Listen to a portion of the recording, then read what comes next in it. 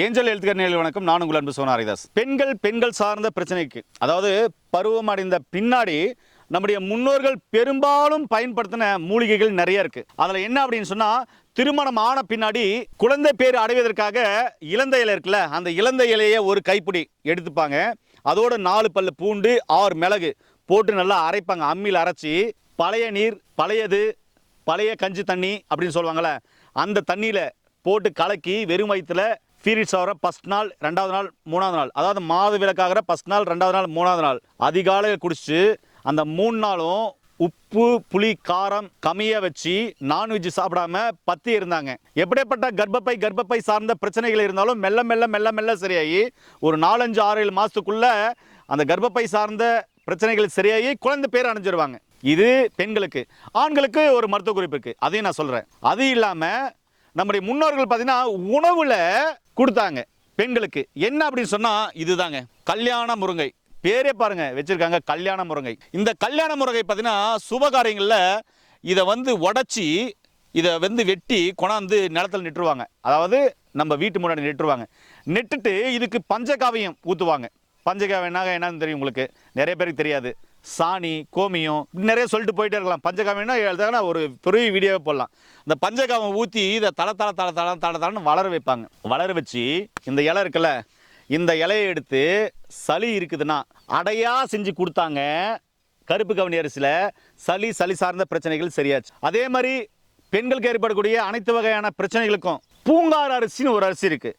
அந்த அரிசியோட இந்த இலையை போட்டு நல்லா இடித்து நிழலில் காய வச்சு அரைச்சி பவுடர் பண்ணி கூழாக செஞ்சு 3 வேளையும் குடிச்சிட்டு வந்தோம் அப்படின்னா பெண்களுக்கு ஏற்படக்கூடிய அனைத்து வகையான பிரச்சனைகளும் சரியாகுங்க.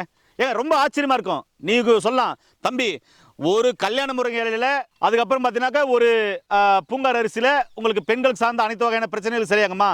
சரியாகும். எப்படின்னா இதை எடுத்துக்கிட்டு உணவியல் முறையை மாற்றணும், வாழ்வியல் முறையை மாற்றணும். பெண்களுக்கு தேவையான அனைத்து வகையான சக்தி உள்ள சரிவிகித உணவை சாப்பிடணும். நல்லா புரிஞ்சுக்கோங்க. அதே மாதிரி நிறைய காய்கறிகள், கீரைகள், பழங்களை அதிகமாக எடுத்துக்கணும். வாரத்துக்கு 2 முறை எண்ணெய் தேய்ச்சி குளிக்கணும். அதே மாதிரி மலஜலம் கரெக்டாக கழிக்கணும். மாதவிடாய் சுழற்சி சரியா இருக்கணும். இதுக்கு பல்வேறு வகையான மூலிகைகள் இருக்கு. அதில் நான் ஒன்று காமிச்சிக்கிட்டு தான் பார்த்தீங்கன்னாக்கா இந்த கல்யாண முருங்கை. இந்த கல்யாண முருகையை சாப்பிட்டு கர்ப்பப்பை சார்ந்த பிரச்சனைகள், நுரையீரல் சார்ந்த பிரச்சனைகள் சரியாகும். அதே மாதிரி பூங்கார் அரிசி சாப்பிட்டு வந்தீங்கன்னாக்கா கருமுட்டை வளர்ச்சி நல்லா இருக்கும், கர்ப்பப்பை நல்லா இருக்கும். சரிங்களா? மாதவிடாய் சுழற்சி முறை சரியா இருக்கும் பெண்களுக்கு. அதே மாதிரி அல்சர் சம்பந்தமான பிரச்சனைகள் சரியாகும். உங்களுடைய உடல் நல்லா இருக்கும், குடல் கழிவுகள் வெளியேறும். நல்லா புரிஞ்சுக்கோங்க.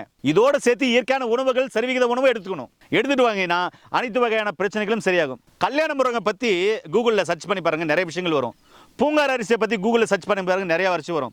1500க்கும் மேற்பட்ட பாரம்பரியமான அரிசிகளை பயன்படுத்தியவர்கள் தான் நம்முடைய முன்னோர்கள். ஆனா இன்னைக்கு நமக்கு தெரிஞ்சதெல்லாம் புலங்கலி அரிசி, இட்லி அரிசி, பச்சரிசி, ஆப்பாயில் அரிசி, பொன்னி அரிசி, இவ்வளவு தாங்க தெரியும்.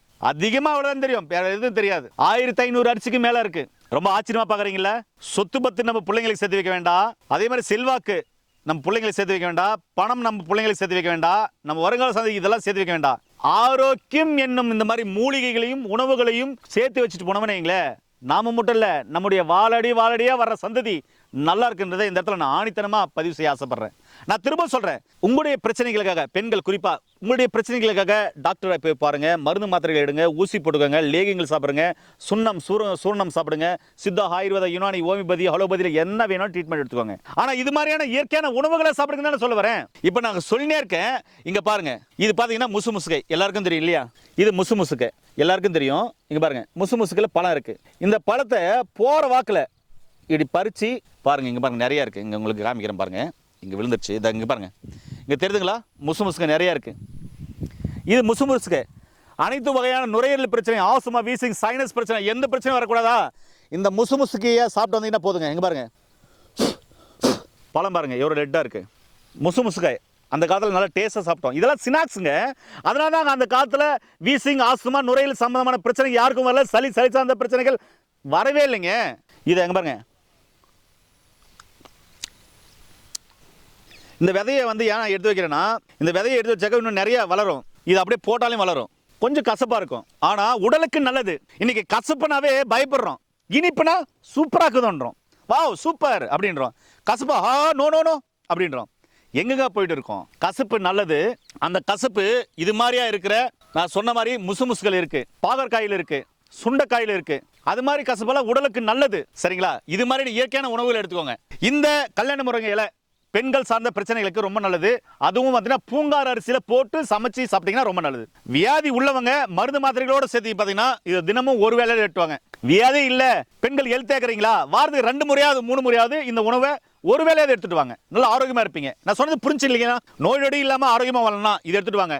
அதே மாதிரி உங்களுடைய உணவுல பெண்கள் குறிப்பா பார்த்தீங்கன்னா வெண்பூசணி எடுத்துக்கோங்க, மஞ்சள் பூசணி எடுத்துக்கோங்க, பீர்க்கங்காய் எடுத்துக்கோங்க, நிறைய பழங்கள், கீரைகள், காய்கறிகள் எடுத்துக்கோங்க. ஏங்க இதெல்லாம் கத்தி பேசுறது, நீங்க எல்லாம் நோய் நொடி இல்லாம ஆரோக்கியமா வாழணும் தாங்க பேசிட்டு இருக்கேன். இந்த வீடியோ நிச்சயமா பிடிச்சிருக்கும்னு நினைக்கிறேன். பிடிச்சிருந்தா எல்லாருக்குமே லைக் பண்ணுங்க, ஷேர் பண்ணுங்க. மீண்டும் இன்னொரு அருமையான பதிவில் உங்களை சந்திக்கும் வரை உங்களிடம் விடைபெறுவது உங்கள் குடும்பத்தில் ஒருவனாக உங்கள் அன்பு சகோதரன் ஹரிதாஸ். நன்றி, வணக்கம்.